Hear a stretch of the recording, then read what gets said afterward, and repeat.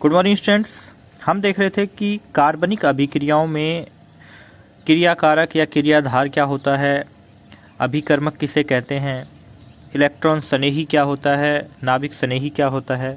तो उसी क्रम में अब हम देखते हैं कि कार्बनिक अभिक्रियाओं में जो बंध टूटते हैं या नए बंध बनते हैं, उस दौरान उन बंधों के इलेक्ट्रॉनों का संचलन किस तरह से हो सकता है या किस तरह से होता है। तो एक तरीका तो ये है कि जैसे ये द्विबंध है, ये कोई परमाणु है, जैसे हम Y से लिख रहे हैं, कोई भी परमाणु हो सकता है। एक तरफ ये द्विबंध से जुड़ा हुआ है और एक तरफ से एकल बंध से जुड़ा हुआ है। तो ये हो सकता है कि कार्बनिक अभिक्रियाओं में ये द्विबंध का ये जो पाई बंध है, जो द्विबंध होता है वो दो बंधों से मिलकर बनता है, एक पाई सिग्मा बंध और एक पाई बंध। पाई बंध के इलेक्ट्रॉन इस निकटवर्ती सिग्मा बंध के ऊपर पूरी तरह से चले जाए, स्थानांतरित हो जाए। तो एक तरीका तो ये है कि इसको इस तरह से दर्शाएंगे। इसका मतलब ये है कि ये पाई बंध के इलेक्ट्रॉन यहाँ चले गए हैं, तो यहाँ एक बंध तो पहले से था, एक बंध और बन गया है, और यहाँ द्विबंध था तो एकल बंध रह गया है। यानी कि इसे किस प्रकार से बोलेंगे, पाई आबंध से निकटवर्ती आबंध स्थिति पर इलेक्ट्रॉनों का संचलन। या फिर ये हो सकता है कि पाई आबंध से दोनों इलेक्ट्रॉन इसी परमाणु के ऊपर चले जाएं।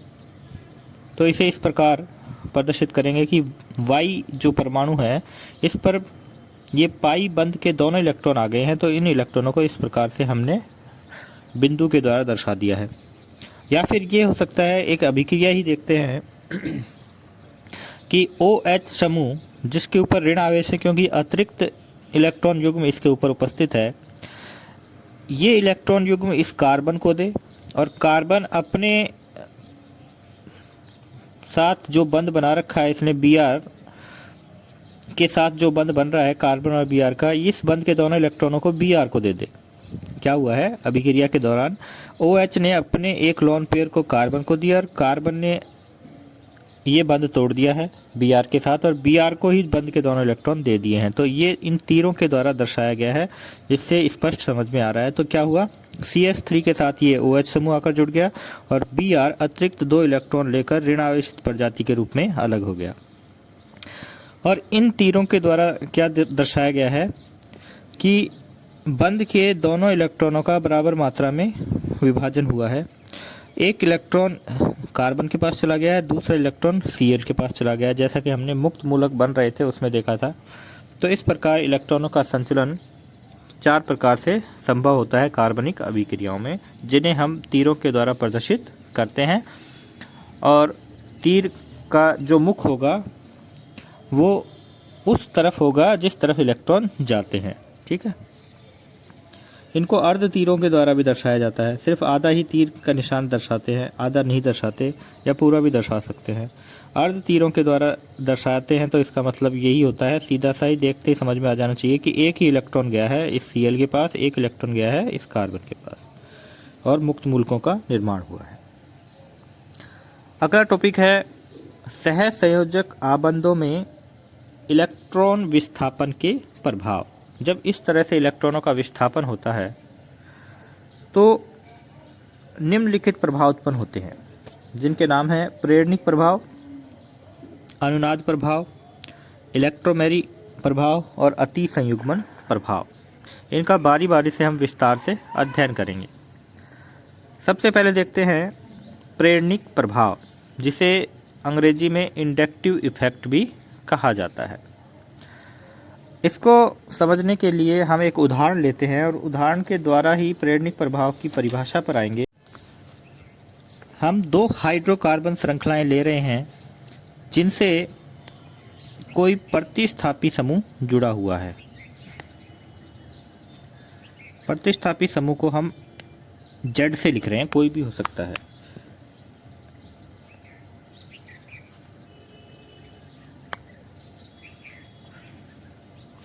अब मैंने 2 बार एक जैसी क्यों लिखी है, क्योंकि यहाँ पर ये जो प्रतिस्थापी समूह है ये इलेक्ट्रॉन आकर्षी समूह मान रहे हैं इसे हम, और इस प्रतिस्थापी समूह को क्या मान रहे हैं, इलेक्ट्रॉन दाता समूह। प्रेरणिक प्रभाव को समझने के लिए इन प्रतिस्थापी समूहों की भूमिका बहुत ही महत्वपूर्ण होती है। जब किसी कार्बन श्रृंखला से इलेक्ट्रॉन आकर्षी या इलेक्ट्रॉन दाता समूह जुड़ा रहता है तो उसकी वजह से सहसंयोजक बंध में ध्रुवणता आती है, और सहसंयोजक बंध में ध्रुवणता आने से बंध के इलेक्ट्रॉन किसी एक परमाणु की तरफ प्रतिस्थापित होते हैं। तो उससे क्या होगा कि जो परमाणु हैं वो आंशिक धनावेशित या ऋणावेशित हो जाते हैं, और इस प्रकार की ध्रुवणता फिर अगले बंधों में भी फैल जाती है, यानी कि प्रेरित हो जाती है। एक बंध की ध्रुवणता के कारण कार्बन श्रृंखला के अन्य बंधों का भी ध्रुवीय हो जाना ही क्या कहलाता है? प्रेरणिक प्रभाव कहलाता है। ये हम एक जनरल बात कर रहे हैं। माना ये इलेक्ट्रॉन आकर्षी समूह है, तो सहसंयोजक बंध के इलेक्ट्रॉनों को ये अपनी तरफ आंशिक रूप से आकर्षित कर लेगा। पूरी तरह से तो नहीं करता, आंशिक रूप से अपनी तरफ खिसका लेगा, यानी कि बंध के दोनों इलेक्ट्रॉन किसकी तरफ खिसक जाएंगे? जेड की तरफ खिसक जाएंगे। और ये जेड क्या है? इलेक्ट्रॉन आकर्षी समूह है, तो जेड पर आंशिक ऋण आवेश आ जाता है।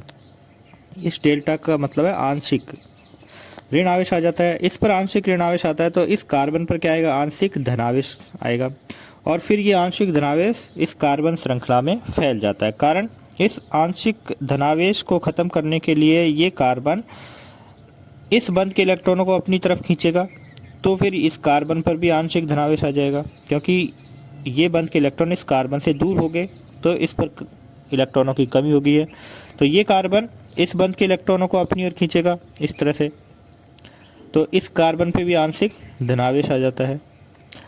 ऐसा ही ये कार्बन करेगा, बंध के इलेक्ट्रॉनों को अपनी तरफ खींचेगा, तो इस कार्बन पे आंशिक धनावेश आ जाता है। ये प्रेरणिक प्रभाव कार्बन श्रृंखला में 4 कार्बन तक ही प्रभावी रहता है।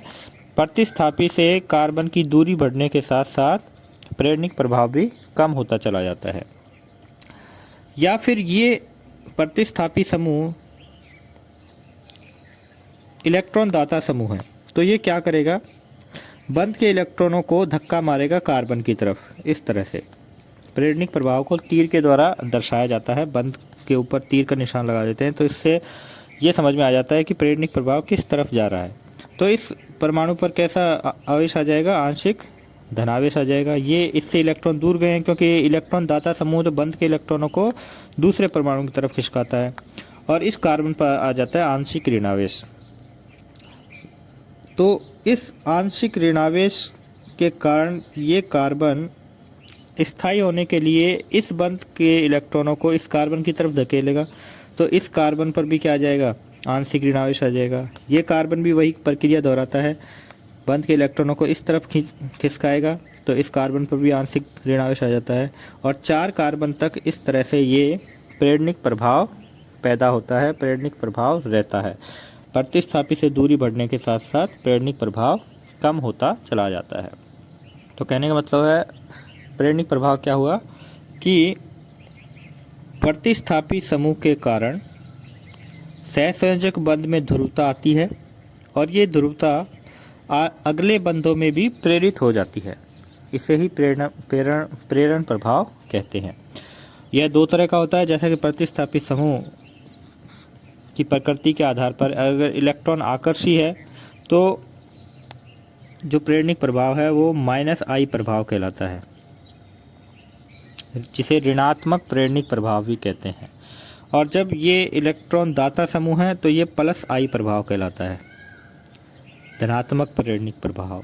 और धनात्मक ऋणात्मक जो चिन्ह है ये इस पर आए आवेश, प्रतिस्थापी समूह पर जो आवेश आता है उसके आधार पर दिए जाते हैं। इलेक्ट्रॉन आकर्षी समूह है तो इस पर ऋण आवेश आता है, इसलिए इसे -I प्रभाव बोल देते हैं।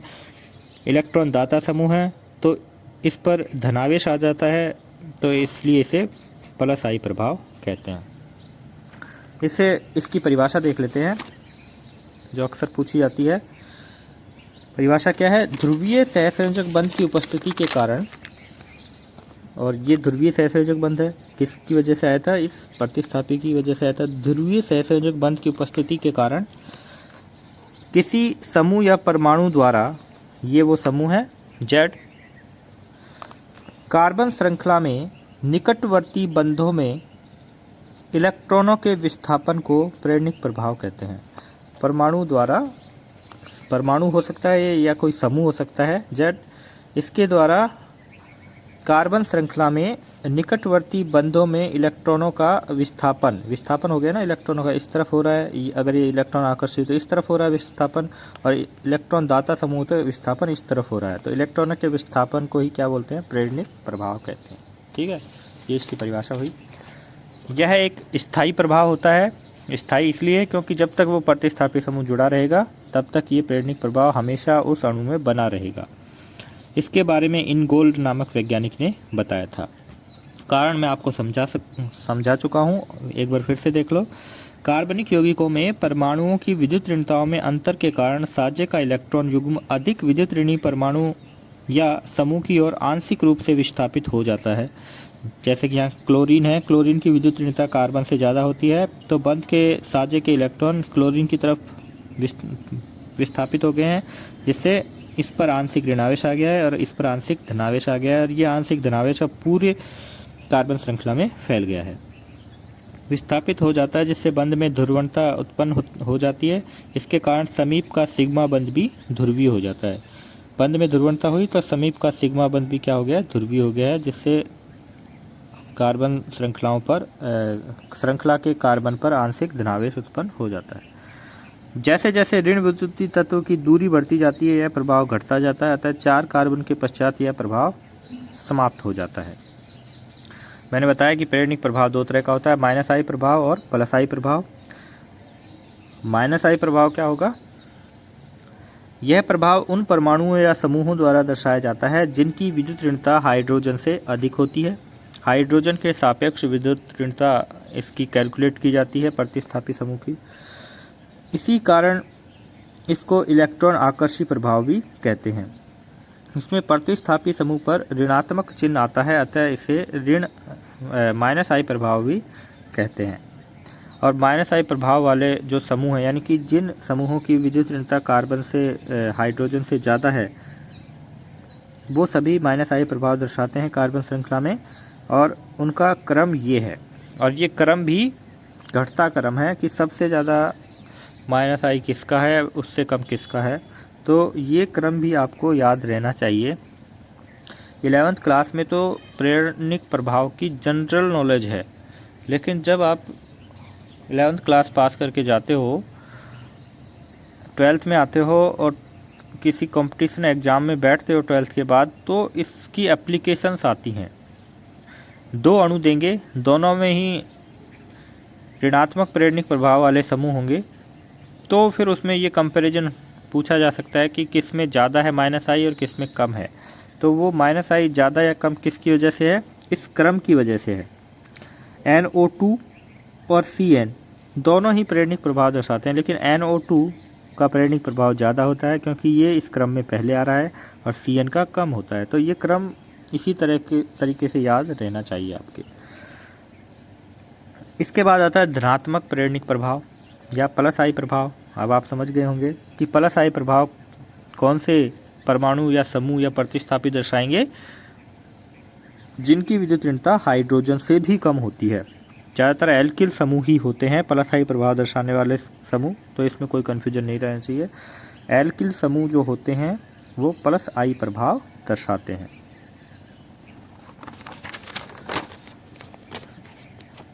इसे इलेक्ट्रॉन प्रतिकर्षी प्रभाव भी कहते हैं। और एल्किल समूहों में भी जो बड़ा एल्किल समूह होगा उसका प्लस आई प्रभाव ज़्यादा होगा। जैसे कि एक क्रम देखिए C5H11, इसका प्लस आई प्रभाव सबसे ज़्यादा है क्योंकि ये बड़ा एल्किल समूह 5 कार्बन का है। अब देखिए कम होता चला जा रहा है, या फिर ऐसे कहें कि कार्बन बढ़ते जा रहे हैं, प्लस आई प्रभाव बढ़ता जा रहा है। ये एल्किल समूह की वृद्धि के साथ साथ प्लस आई प्रभाव भी बढ़ता जा रहा है, बढ़ता हुआ क्रम है। लेकिन जब एल्किल समूहों में कार्बन की संख्या समान होती है, ध्यान देना ये इंपॉर्टेंट बात है, जब एल्किल समूह में कार्बन की संख्या समान है, देखिए इन सभी एल्किल समूहों में 4 ही कार्बन हैं, लेकिन फिर भी इस 4 कार्बन वाले यानी कि तृतीयक ब्यूटिल एल्किल समूह का प्लस आई प्रभाव सबसे ज़्यादा है। कारण ये है कि शाखाएं बढ़ने पर शाखाएं बढ़ने पर प्लस आई प्रभाव भी बढ़ता है। समान कार्बन श्रृंखला वाले एल्किल समूहों में शाखाएं बढ़ने पर प्लस आई प्रभाव बढ़ता है। तो ये तो सीधी श्रृंखला थी, कोई शाखा नहीं थी, तो इसलिए इसका सबसे कम था। ये 1 डिग्री है। 1 डिग्री इसलिए बोल रहे हैं क्योंकि ये जो कार्बन है जो किसी अन्य प्रतिस्थापी से या क्रियात्मक समूह से जुड़ा है, ये जो कार्बन है किसी क्रियात्मक समूह से जुड़ा है, वो कार्बन केवल एक ही कार्बन से जुड़ा है। ये भी 1 डिग्री है क्योंकि ये जो कार्बन जो किसी क्रियात्मक समूह से जुड़ा है वो भी अन्य एक ही कार्बन से जुड़ा है, लेकिन इसमें शाखा भी है। दोनों ही 1 डिग्री हैं, लेकिन ये अशाखित है, ये शाखित है। ठीक है, शाखित है इसलिए इसका प्लस आई प्रभाव ज़्यादा है।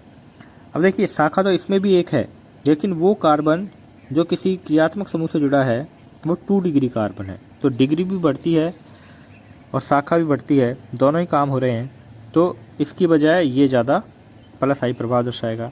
और यहाँ डिग्री और शाखा दोनों ही बढ़ रही हैं। ये जो कार्बन है इस पर 3 एल्किल समूह जुड़े हैं और 3 डिग्री कार्बन है जो कि क्रियात्मक समूह से जुड़ा है, तो इसका प्लस आई प्रभाव ज़्यादा हो, इलेक्ट्रॉन दाता प्रकृति ज़्यादा होगी। ये ध्यान रखना कि जब आपसे कोई तुलना करवाई जाए तो तुलना आपको इसी तरीके से करनी है। ये था प्लस आई प्रभाव, प्रेरणिक प्रभाव। आई होप आपको समझ में आ गया होगा। तो प्रेरणिक प्रभाव में आप समझ गए होंगे कि किसी कार्बन श्रृंखला से कोई इलेक्ट्रॉन दाता समूह या इलेक्ट्रॉन आकर्षी समूह जुड़ा रहता है तो बंध में ध्रुवणता उत्पन्न होती है और उस ध्रुवीय बंध के कारण कार्बन श्रृंखला के अन्य सहसंयोजक बंध के इलेक्ट्रॉनों में विस्थापन प्रेरित हो जाता है। इसे ही प्रेरणिक प्रभाव कहते हैं। और ये 2 तरह का होता है, प्लस आई और माइनस आई। इलेक्ट्रॉन दाता समूह के कारण प्लस आई प्रभाव उत्पन्न होता है और इलेक्ट्रॉन आकर्षी समूह के कारण माइनस आई प्रभाव उत्पन्न होता है। माइनस आई और प्लस आई में इनका जो क्रम है वो अच्छे से याद होना चाहिए। आप किसी खाली कॉपी में या रफ कॉपी में इसकी प्रैक्टिस करना, क्रम को लिखने की, एक बार अच्छे से याद करके छोड़ना, उसको फिर दोबारा रिपीट करते रहना जब भी टाइम मिले, तब जाकर ये क्रम याद होंगे। ऐसा नहीं है कि एक ही बार में क्रम याद हो जाएंगे, बार बार इनकी प्रैक्टिस करोगे तब जाके ये क्रम दिमाग में बैठेंगे। और क्रम याद करना बहुत ज़रूरी है क्योंकि जो भी एप्लीकेशन होती हैं प्रेरणिक प्रभाव की इस क्रम पर ही आधारित होती हैं। अगले वीडियो में हम पढ़ेंगे इलेक्ट्रोमेरिक इफ़ेक्ट। इस प्रेरणिक प्रभाव को अपनी नोट्स को सामने रखकर अच्छे से याद करें। तब तक